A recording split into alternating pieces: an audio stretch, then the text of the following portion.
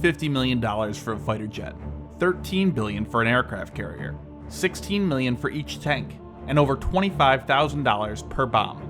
Why does military gear, especially in the United States, cost so much money? We've all seen countless stories about cost, such as the F-35 program, skyrocketing. Why is this? But first, this episode's sponsor, the Ridge Wallet. This sponsor was absolutely perfect for me. A few months ago, I stopped using my old, bulky wallet. It was really annoying to carry around. When I heard of Ridge Wallet, it was a perfect fit for me. I've been using it myself, and I'm going to continue to use it.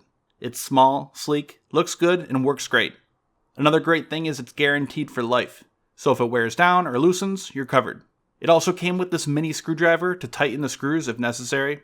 You also get 10% off with promo code COVERCABAL, no space. Go check them out. That is the Ridge Wallet. The Joint Strike Fighter program, from which emerged the F-35, I think is a good example. Originally, costs were one of the key factors in developing the aircraft. With all other military programs costing more and more, the plan was to keep costs for the Joint Strike Fighter under control. They would design a single aircraft for three branches, the Air Force, the Marines, and the Navy, which was hoped would keep prices down, due to the commonality of parts. This didn't happen though. The F-35 is pretty much three different planes.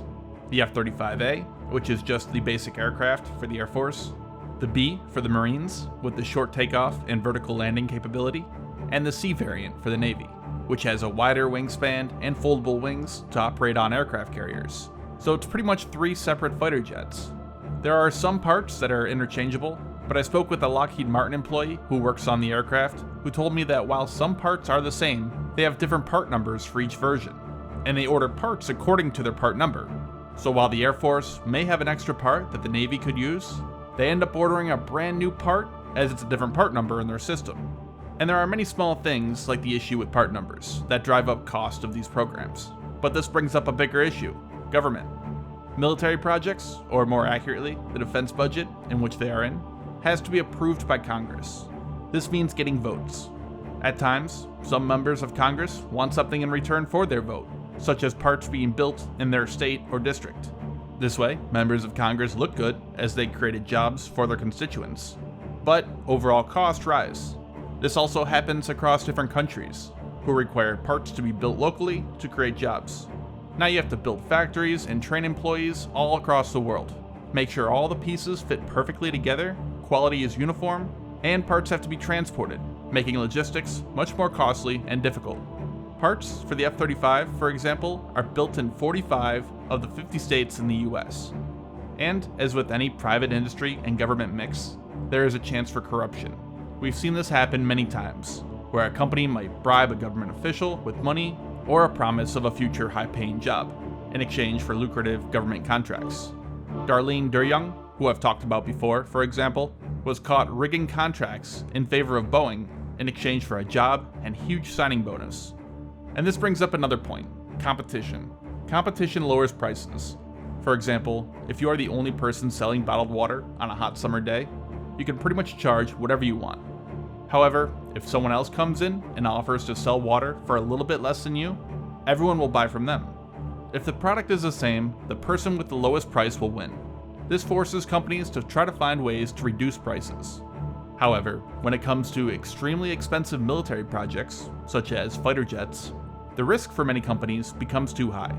Many are not going to spend billions of dollars of their own money to develop an aircraft with no promise of getting any return on that investment.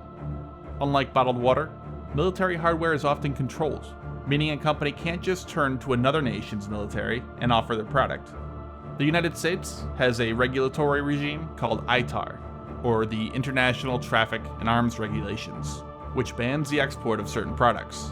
So, in an effort to increase competition in military contracts, the US government will often help fund the development of products.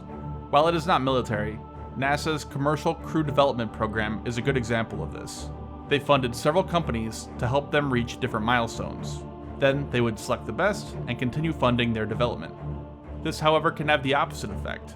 Companies offering the lowest price for a system will often win, so there is some motivation to understate projected cost.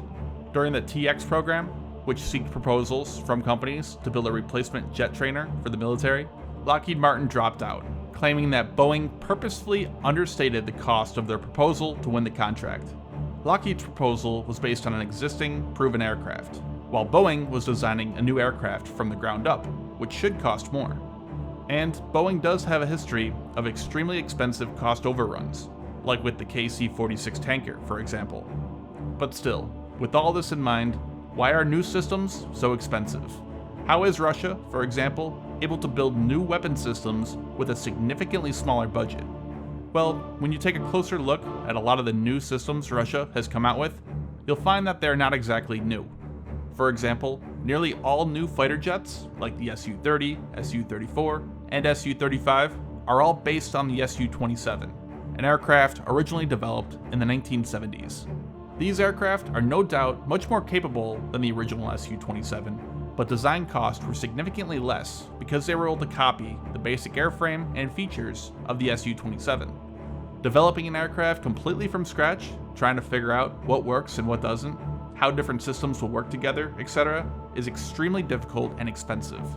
Those costs were paid by the Soviet Union in the 1970s, and Russia is still benefiting from them today. A better comparison would be the US Hornet and Super Hornet. Design cost for the Super Hornet was much less, as they already spent much of that money designing the original Hornet. The S-400, a newer, highly capable surface-to-air missile system, looks virtually identical to the S-300. The overall system is very similar, but has upgrades to radars, electronics, and a newer longer-range missile. And the T-90 main battle tank. The T-90 is pretty much just an upgraded T-72, which was first built in the early 70s. It has some upgraded systems, but uses the same basic design. There are many more examples, but many Russian systems have benefited from older systems, where the Soviet Union invested huge sums of money to design. When you have to build a brand new system from the ground up, it is much more expensive. And we're actually seeing this in Russia with the Su-57, where design problems and costs have repeatedly delayed the program. The S-350, a brand new long-range surface-to-air missile system, which has also experienced long delays and cost overruns, and the T-14 main battle tank, a completely new design over the T-72 family, which all previous tanks were based on, which also appears to be costing Russia much more than planned, as they're cutting back on the number to be purchased. But designing a new system from the ground up is always much more expensive. With aircraft, for example, a new fighter needs to be much more capable than the previous generation, and have more advanced sensors and weaponry. The trend has also been towards stealth, so you need to figure out a way to incorporate all this while remaining aerodynamic, maneuverable, and strong enough to withstand the stresses of modern air combat. You also need it to be able to last for decades, able to survive and operate in the most extreme conditions, and easy for maintenance crews to be able to access and repair or upgrade vital systems. While computers have made a lot of the design work much easier, the rapid growth of technology makes these aircraft exponentially more complex. The F-35, for example, has some 8 million lines of code built in its software. This is something that did not exist 50 years ago, and every single line of code needs to be perfect. And many of these things, you won't know there's a problem until you begin flight tests. For example, while testing the gun on the F-35, the stress nearly ripped apart the mount, so they had to go back and make more costly changes and upgrades. And the fact that specific details and problems with military projects are often kept secret means finding solutions become much more difficult. Another company may have a way to fix the problem, but Lockheed Martin can't talk to them as the whole thing is classified. And that brings up a bigger point. When designing new military systems, often specific details, and sometimes the entire program, is classified. Relatively few people have the clearance to be familiar with and work on these projects, as the more people involved, the greater the risk of a leak and your potential enemies finding out. This closed environment makes innovation and construction much more difficult, time-consuming, and expensive. Systems often have to be built from scratch, like reinventing the wheel, so you can keep its specifications secret. This also limits competition, as mentioned earlier, which drives up prices. Another factor which needs to be taken into account is cost of living. The United States has a much greater cost of living index than China or Russia, about 71 in the US, 41 in China, and 39 in Russia. This higher number means you need to pay employees more, and also raises the cost of materials, as behind all those materials are companies with employees as well. Inside the country, the relative prices are similar. The products cost more, but people make more. But when exporting to another country, that is where the difference matters. The Patriot compared to the S-400, for example. It's hard to get an exact price, but a Patriot battery costs around $1 billion on average. Russia's S-400, on the other hand, comes out to around $500 million. When you adjust for purchasing power, those two prices are nearly the same, but for another country, that difference is huge. So due to the higher cost of living, military weaponry is going to cost more on average in the US, all things being equal. And finally, the media.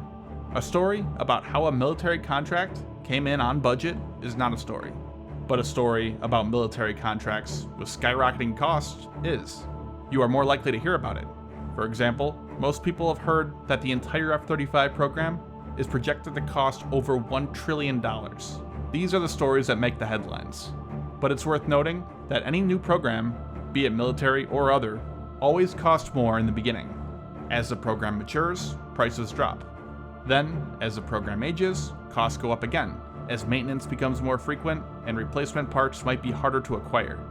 This trend can already be seen in the F-35 program.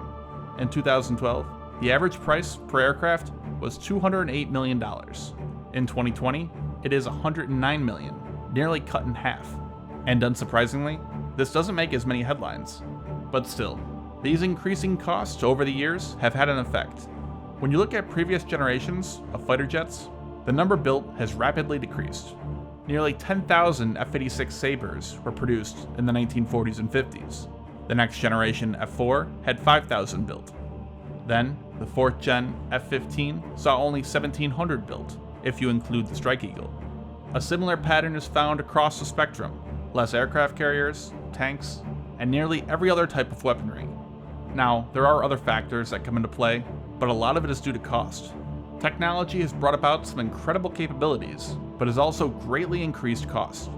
So, there are many reasons why military hardware costs so much. There isn't one answer. It's a mix of a lot of factors.